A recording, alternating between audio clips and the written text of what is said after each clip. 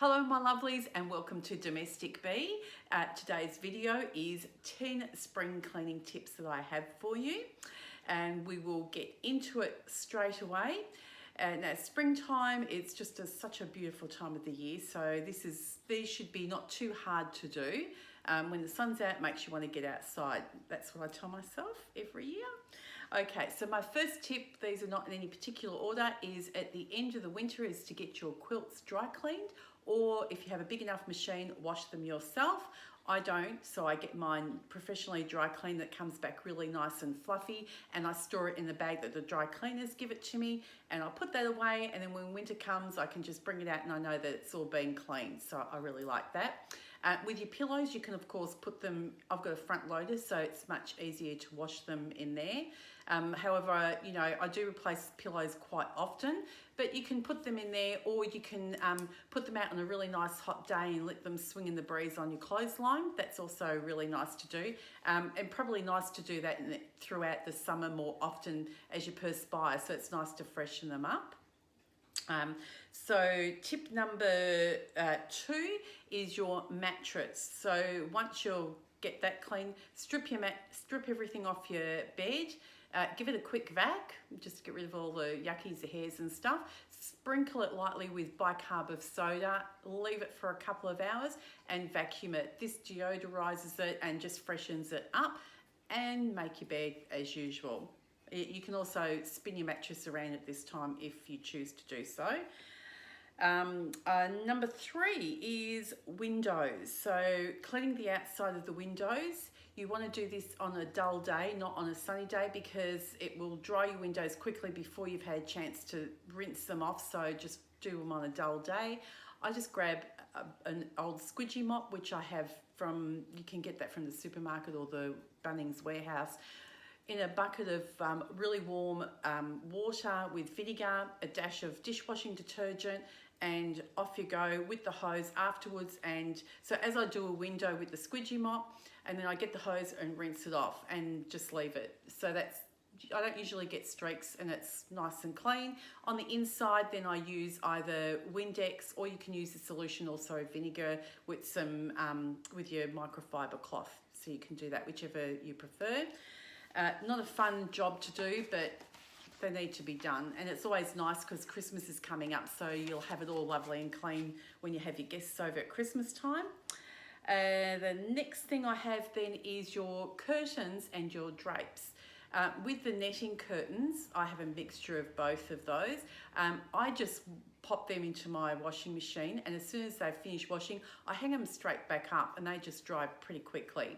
With drapes with lining in them, it's a little bit harder. Sometimes you can put them in the machine, but sometimes it can wreck the backing of them. So just make sure you have a look at the instructions on what it says to do, whether you can either maybe take them off and dust them really well, wipe them down maybe with a damp cloth and a solution of vinegar, or you can get them dry cleaned. It's really nice to have them fresh once you've got your windows done. It's nice to have your window furnishings also nicely freshly washed. And okay, so we're up to number 5, your carpets. Now, you are always walking on your carpets all through the year in bare feet. Your animals are walking through, and that's really nice. I get them professionally cleaned once a year. I get them steam cleaned.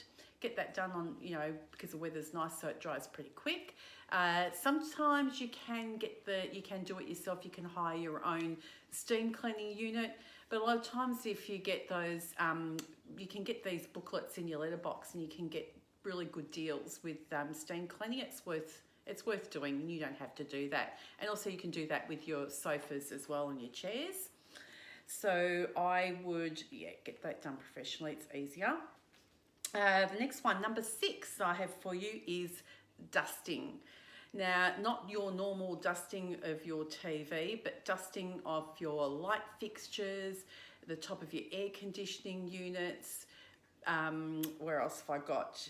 Your ceiling fans, on top of your fridges, on top of your kitchen cabinets. Kitchen cabinets, talking about those, I got mine built right up to the ceiling, so that is a job I don't ever have to worry about.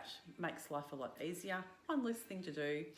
And picture frames, which is another thing that we tend to forget because they just hanging on the wall and they're just there and you ignore them. But these things do collect dust like anything else. So I usually just give them a quick with a duster and then just go over it with a damp cloth, and that's all you need to do. Number 7 is replace your fire alarm batteries. Now, if you're in the daylight savings state, they usually say when it's daylight savings, change your batteries. Otherwise, just make sure you change them regularly every year, because it's really important to have those. Number 8 is the gutters. So we're talking about outside now.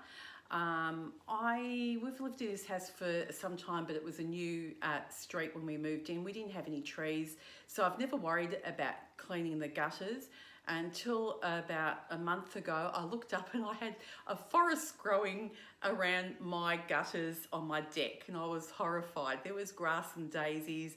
And so I immediately got that clean, because I do know that it's not really good for your drainage. It can run back into your roof and do all sorts of damage. So yes, with the gutters, that's something now I'm aware of, which I will write in springtime. I will get them cleaned every year as well.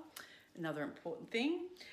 Number 9 is another one that we don't ever think about, but I have a gas log fire. So if you've got any gas heaters in your house, really important to get that checked. There's been accidents in the past where people have passed away not even knowing that there's been gas leakage because you can't smell it. So really important to get that done every year. Once the winter is over, get your gas heater checked. It's money well worth spent. Number 10. This one is not necessary, but I do this every year. As I do have kitty cats and I do worry about them, so I get my house fumigated, not on the inside because they are animals, but on the outside to stop spiders and things coming in, because my cats will tend to play with them, and I have found a few redbacks, and so that worries me that they may get bitten. And also, I'm not a fan. I'm actually petrified of spiders. So for me to get it fumigated, it's just that peace of mind before the hot summer comes.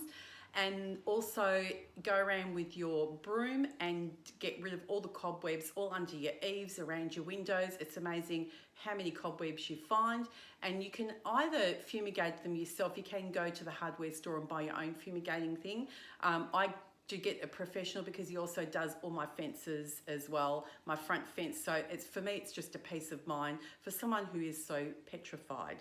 So there's my 10 tips. I hope some of those were helpful for you. And I'm going to show you my Halloween nails. Aren't they awesome? We've got Halloween coming up soon next week, so I'm really looking forward to that. We get a lot of trick-and-treaters here. So that's it for me now. I hope you enjoyed the video. If you did, please give it a thumbs up and hit subscribe if you want to get all my latest videos that I upload. Any comments, would love to hear from you. And have a fabulous weekend, and I'll see you next week. Bye for now.